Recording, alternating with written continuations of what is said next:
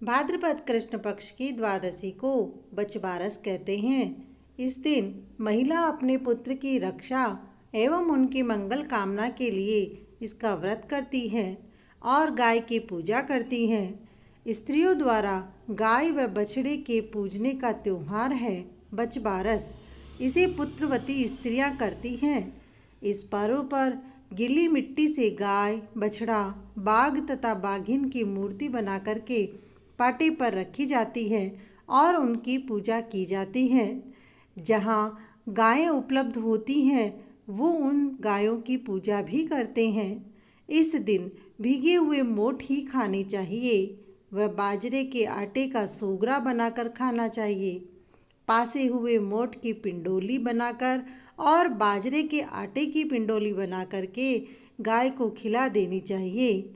इस दिन चाकू से कटी हुई कोई भी चीज़ नहीं खानी चाहिए।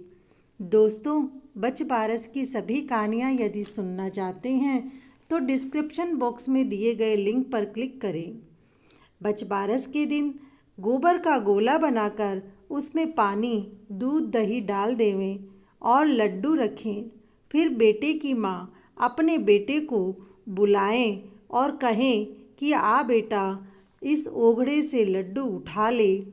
फिर बेटा दौड़कर आता है और माँ उसके माथे पर कुमकुम का तिलक करती हैं और उसे आशीर्वाद देती हैं। कथा इस प्रकार है।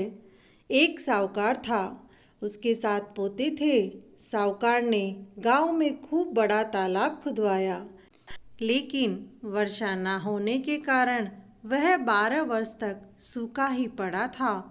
साहूकार ने पंडितों से पूछा कि मेरे द्वारा तालाब खुलवाने के बाद इन 12 वर्ष में बिल्कुल भी वर्षा नहीं हुई, इसका उपाय बताएं जिससे तालाब पूरा पानी से भर जाए। पंडितों ने कहा, आपके बड़े वाले पोते को तालाब में गाड़ दो तो तालाब भर जाएगा। बचबारस के कुछ दिन पहले बहू ने अपने ससुर जी से कहा, ससुर जी, मैं कुछ दिनों के लिए पीहर जाना चाहती हूँ। तो ससुर जी बोले कि बेटा, तुम पीहर तो जाओ, पर मेरे बड़े वाले पोते को यहीं पर छोड़ कर के चले जाना। बहू ने ससुर जी के कहे अनुसार अपने बड़े वाले बेटे को उनके पास में ही छोड़ दिया और 6 बेटों को लेकर के चली गई। बहू जब पीहर चली गई तब साहूकार ने उस पोते को गाड़ने के लिए तैयारियां की। साहूकार बड़ा मटका लेकर आया और खेल खेल में अपने पोते को उस मटके में बैठा दिया।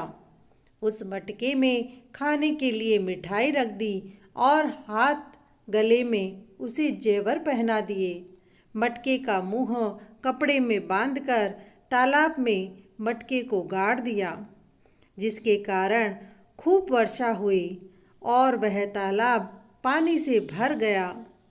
बहू को जब पता चला कि ससुर जी का तालाब भर गया है तो वह बचबारस के दिन ओघड़े की पूजा करने के लिए ससुर जी के यहाँ वापस आई। जब वह पीहर से लौट कर घर आई तो बहू ने तालाब पर एक ओघड़ा बनाया और उसको पूजने लगी। फिर अपने बेटों को आवाज़ दी, आओ मेरे हंसराज, आओ मेरे बछराज, उठाओ मेरे लड्डू।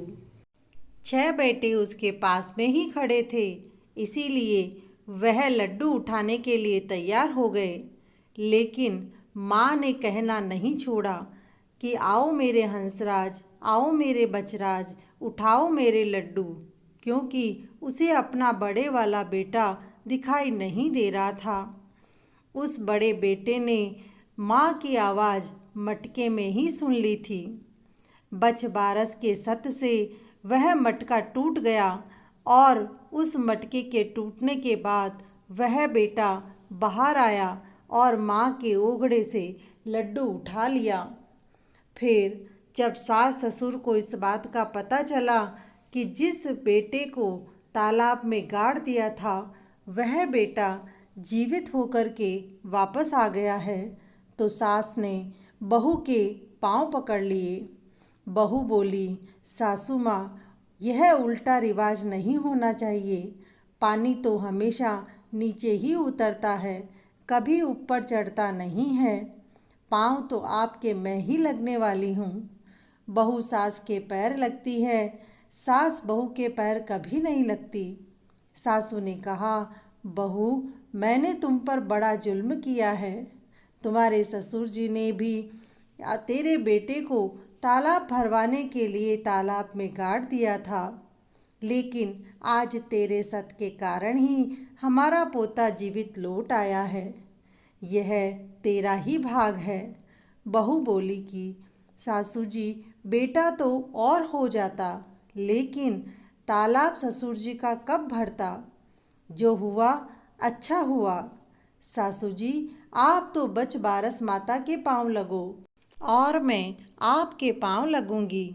हे बचबारस माता, उनके बेटे पोते की लंबी आयु की वैसे ही सबके बेटे पोते की लंबी आयु करना। बोलो बचबारस माता की जय। गौ माता की जय।